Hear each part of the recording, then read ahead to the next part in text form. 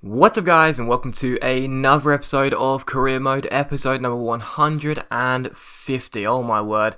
And as you can see here, we're into the fourth game of the Europa League against at Vidabberg, is that how you pronounce that, of Sweden. And we currently sit in second place. I think it was 9-6-3-0, the group standing. So yeah, not bad. We're in second. Didn't think we were going to qualify as first place, to be honest, anyway, because Olympiacos are a very, very good side. So taking on, like I say, the Swedish side. Not going to try and pronounce the name. Don't think I got it right the first time. At Vidabberg, is that right? Anyway, at home, felt this would be a pretty easy game, to be honest. So did put our backup side, of course, they're rock bottom with 0 points, and we're in second with 6. Marcano went close there. Felipe Marcano was having an absolute stormer in this game. As you guys have seen, he's really, really bad. He's the only reason he's like 78 rated is because he's got so good what they called mental stats.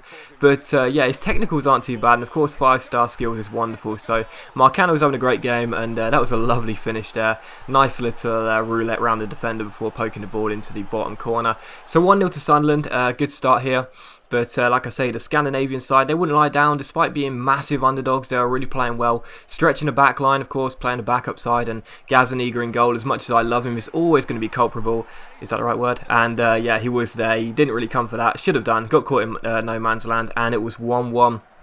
But 10 minutes later, we tried to get ourselves back in front. Once again, Marcano doing all the work down the right-hand side. Comes inside here, goes to take a shot, is tackled. He wins the ball back. Marcano at the front foot of everything.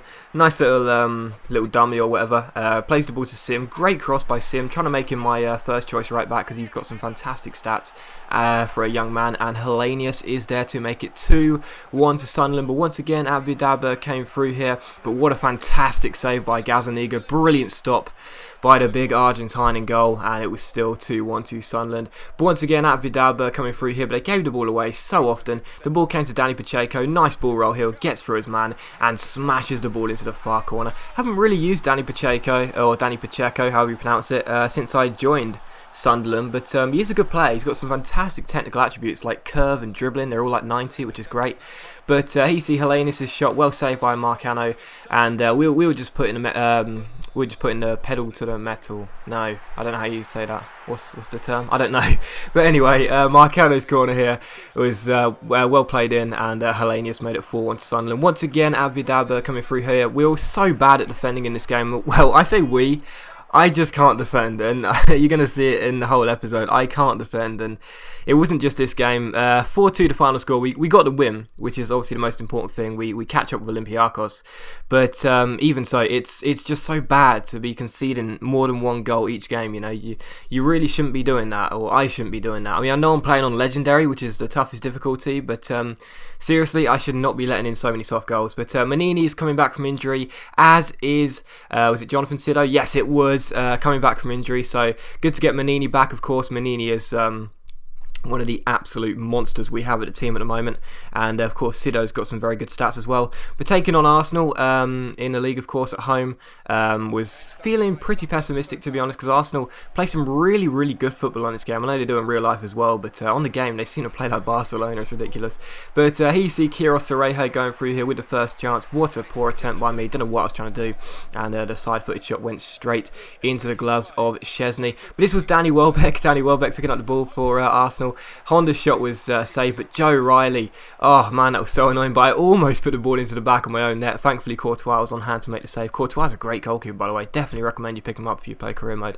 But here you see Honda come through here. Honda found Sanchez Watt. Sanchez Watt played the ball into Danny Welbeck, and the former United striker managed to put the ball past Courtois. So frustrated about that one, really. It was coming. The writing was on the wall. Arsenal playing some great football, but yeah, Danny Welbeck with the finish, and that made it 1-0 to Arsenal. But like I say, my defending was all over the place, but on offense I was still playing pretty well. Kiros Serejo going through here, using his pace to great effect, but his shot was well saved, and the ball went out for a corner, which was eventually swung in by Cuvelier towards the head of Laminja JJ, and it's a fantastic header by the big Ivorian into the back of the net, and he tries to take out Cuvelier there. So 1-1, back in the game, fantastic for us. But with 20 minutes to go, we were trying to hold on to the draw, really. Arsenal were pressing, looking really good, and unfortunately Theo Walcott comes through through here. It's 2-on-1 with Brian Milan at the back here. I had to go towards him or else Walcott was going to have a simple finish. I was just hoping he'd mess up really, but he didn't. He picked out Bojan, and Bojan made it 2-1 to Arsenal. So disappointing. That's another loss in the league. Really not good for us, and yeah, just disappointing. Like I say, I just cannot defend. You know, I mean, the second goal was kind of hard because obviously there was nothing I could do really. I had to go to Walcott in the end, but yeah, I just cannot defend. It's really frustrating. But I thought, okay, away at Newcastle, this would be a good result here, get a point at least, and you know, get the fans back on our side here in this time weird derby. But Newcastle actually sitting top of the table at the moment. I don't actually show the league table for a while, so apologies for that. But yeah, Newcastle sitting at the top of the table, so it's going to be a difficult game. We did have Manini back, but unfortunately he couldn't deal with Vukic there, or Vukic, who made it 1-0 to Newcastle. With 20 minutes to go, Quiros Cerejo skipped past Jose Enrique. Look at the pace of this guy. What a player he is. What a find he's been. Comes down the right-hand side. Lovely play. David Luiz makes the challenge, but eventually we managed to get a corner from it. Luiz couldn't prevent the corner. Cuvelier swings it in, and there is Dede. What a header. I don't like Dede. He's really not that good of a centre-back for me. I don't know why. He just seems very weak, but what a header that was to make it 1-1 here. But only a few minutes later, once again, I just could not defend. Newcastle crossed the ball in here towards Luke de Jong, and that's Dede. I mean, like, seriously, he's okay when attacking on corners. He's a bit like Coates or Quartes we had last season. He's good at offense, attacking corners, but when it comes to actually heading the ball away and, you know, doing your job defensively like a centre-back should, he's really poor. Do not rate him at all. Might look to shift him one in January. But 2-1 here. We had the chance to equalise in the last minute. James McClean down the right-hand side, gets onto his preferred left foot. I thought he'd smashed the ball into the top corner. What a great equaliser that would have been. But unfortunately, it hit the post, and Newcastle managed to clear back-to-back defeats once again in the league. Very disappointing there as Courtois walks off the field. And yeah, Newcastle 2, Sunderland 1. A disappointing result, but I thought, okay, surely we're going to get a win here against QPR. No disrespect to QPR, but I fancied my chances here at the Stadium of Light, even with QPR being a very good team on the game, not in real life of course, but on the game they're very, very good, a comfortable mid-table side, but I still fancied my chances.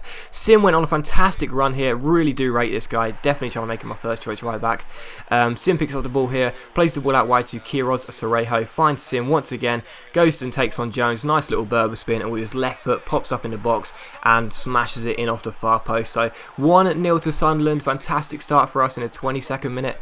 Sim with the goal, but he see QPR come forward. 24 minutes in, Hoylett comes forward, and Courtois, oh my goodness gracious me, why did he come for that? I did not call it.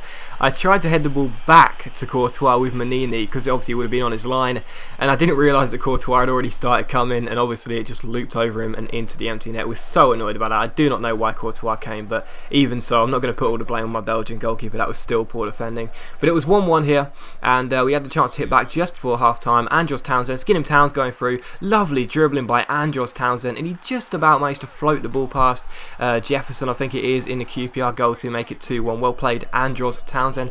But QPR once again came forward here just past the hour mark. Jamie Mackie holds off Manini, crosses the ball in eventually, and well, if the first goal was my fault, I cannot be blamed for that one, surely not. I went to head the ball away. Courtois once again came for it when I didn't call it, got in the way, the ball hit the bar, and there was Diakite. I just can't defend, I don't know what's going on, but it was 2-2. I thought at this rate I'll just take the draw, it's so bad, I'll take the draw, but Fowlin found Diakite. Diakite got past the ball, past Dede, played the ball into Michael Ngu, and that was 3-2 to Queen's Park Rangers. 3 defeats in a row, absolutely awful. We've had some incredible start of season form as we look to try and make a place in the Champions League for next season, but at the moment this run has been so bad. We'll be looking at once again a final day survival to keep us up in this division at this rate. But here we see an international management offer. It's from Bolivia, I think it is. We say no, I'm not interested. And Mexico, probably going to turn that down, to be honest. Not really interested in Mexico, but you know, yeah, I don't know, I'm still thinking about it. I really want a good nation, you know, Spain, Italy, France, not Belgium, well, Belgium are a good nation, but Spain, Italy, France, England, Brazil, and nations like that, really. Those are the ones I want to take control of, not countries like Bolivia or Mexico. I've done the project with Korea. They sacked me, so screw it, I'm not going to do it again. And hopefully we can just take over a good nation for the next World Cup, if we are still there by the time that comes around. But here is a squad report to end the episode off. Of course, we have, I think it's 1 month left before the transfer window, so this may be the last time you'll see all of these players in the same squad. But they're looking quite good. Florent Cuvelier, look out for him. He's going to be fantastic over the next couple of episodes. And yeah, some very good players in there altogether. But as always, guys, a big thank you for watching. I really hope you enjoyed this video. If you have, please leave a like. It really helps my channel out, and it only takes a second. And I'll see you for the next episode very soon.